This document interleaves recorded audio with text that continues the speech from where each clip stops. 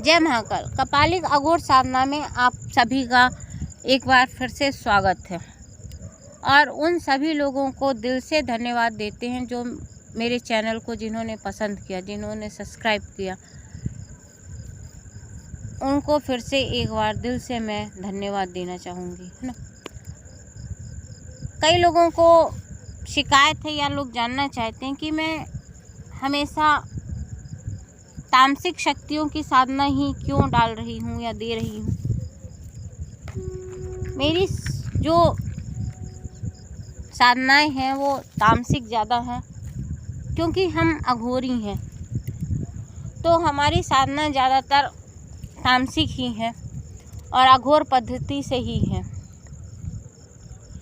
इसलिए ज़्यादातर मेरी साधनाएं तामसिक हैं। बहुत से लोगों ने अनुरोध किया कि माता जी आप कोई सात्विक साधना भी बताइए, तो आज मैं उन लोगों के लिए एक हमजात साधना बताने जा रही हूँ। हमजात को हम छाया पुरुष भी कहते हैं। ये साधना आप किसी भी एकांत कमरे में कर सकते हैं, पर कमरा इतना बड़ा होना चाहिए कि आपकी पूर्ण परछाई आए और कमरे में कोई सामान ना हो, क्योंकि अगर परछाई टेढ़ी बनेगी तो जो छाया पुरुष या हमजात आपके सामने खड़ा होगा तो वो तिरछा होगा। इसलिए कोशिश कीजिए कि कमरा बड़ा हो और कमरे में कोई सामान ना हो। 41 दिन की साधना है। 41 दिन उस कमरे में किसी को भी आने आप मत दें अपने कमरे में, क्योंकि जिस भी कमरे में हम साधना करते हैं तो वहाँ हमारी ऊर्जा शक्ति बनती है और किसी दूसरे की ऊर्जा कैसी है कैसी नहीं है, उसमें कितनी नेगेटिविटी है, तो आपकी ऊर्जा वो खराब हो जाती है।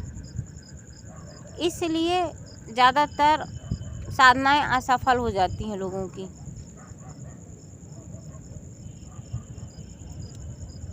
इकतालीस दिन आपको ये साधना करना है और पूर्ण रूप से इसमें ब्रह्मचर्य निभाना, क्योंकि ये पूर्ण सात्विक साधना है। इसमें लहसुन प्याज भी वर्जित है, पान गुटखा बीड़ी ये सब वर्जित है, क्योंकि जिस प्रकार का आप हमजात चाहते हैं आपको व्यवहार आचार व्यवहार आपका उसी प्रकार रखना पड़ेगा। अगर आप तामसिक या उग्र हमजात शक्ति चाहते हैं तो आपको तामसिक व्यवहार रखना पड़ेगा। इसमें दोनों प्रकार से साधना की जा सकती है, तामसिक भी और सात्विक भी, पर मैं यहाँ पे पूर्ण सात्विक विधान बता रही हूँ क्योंकि कई लोगों ने मुझसे अनुरोध किया है कि माता जी आप सात्विक रूप में हमजात की साधना भी बताएं, इसलिए उनके अनुरोध का मैं सम्मान करती हूँ और मैं ये साधना बताने जा रही हूँ। इसमें आपको खीर का भोग रखना है, बूंदी का लड्डू रहेगा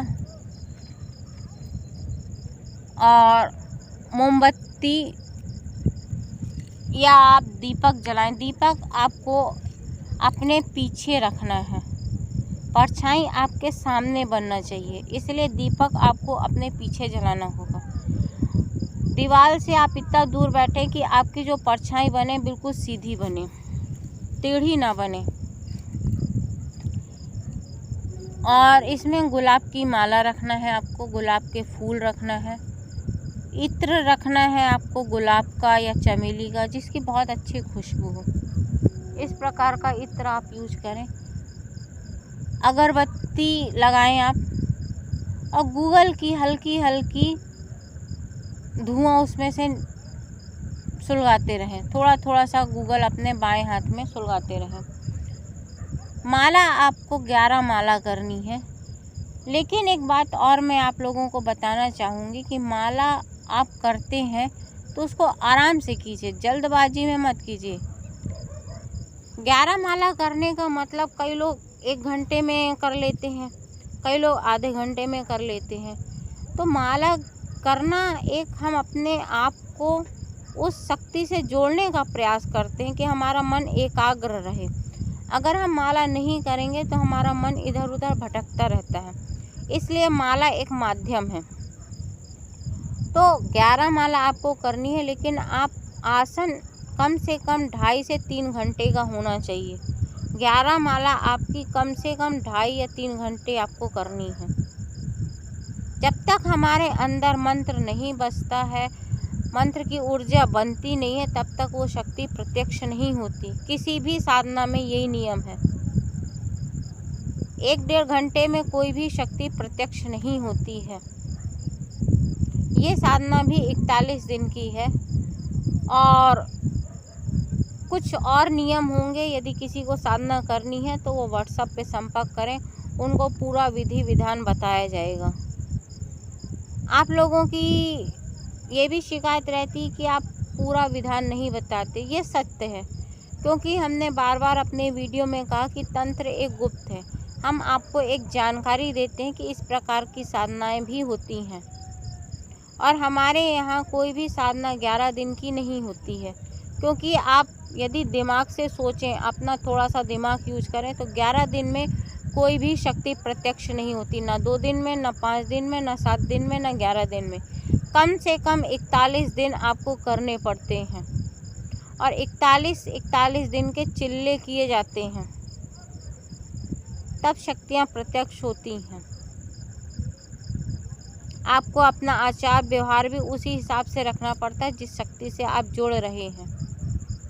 जैसे आप अपनी प्रेमिका का ख्याल रखते हैं ना, उसी प्रकार शक्तियों का ख्याल रखिए। खाना खाएं तो खाना निकालें, कहीं जाएं तो उनको साथ में लेके चलें, उनसे आज्ञा लेके चलें, उनको बता के चलें। तब शक्ति आपसे मानसिक रूप से जोड़ने की कोशिश करती है, तब वो प्रत्यक्ष होती है। इसलिए ये बात अपने दिमाग से निकाल दें कि 11 दिन की, 7 दिन की साधनाएं होती भी हैं। ये सिर्फ एक भ्रम है, ये एक भ्रम है कि एक बार मंत्र पढ़ो या एक रात में सिद्धि हो जाए, तो ऐसा कुछ भी नहीं होता। एक रात में सिद्धि होती है उन लोगों के लिए जो पहले से साधक हैं। होली दिवाली में एक दिन में सिद्धि होती है उन लोगों की होती है जो पूर्ण रूप से पहले से तैयार रहते।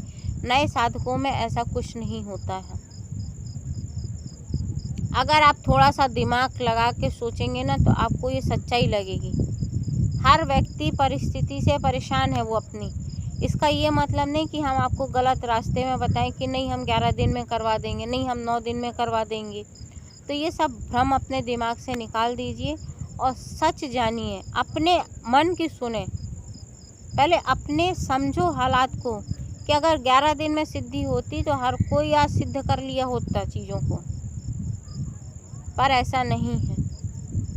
अगर आप एक साधक हैं और साधना करना चाहते हैं या अपनी परिस्थिति से परेशान होकर भी साधना कर रहे हैं, तो कम से कम 41 दिन का समय आपको देना पड़ेगा।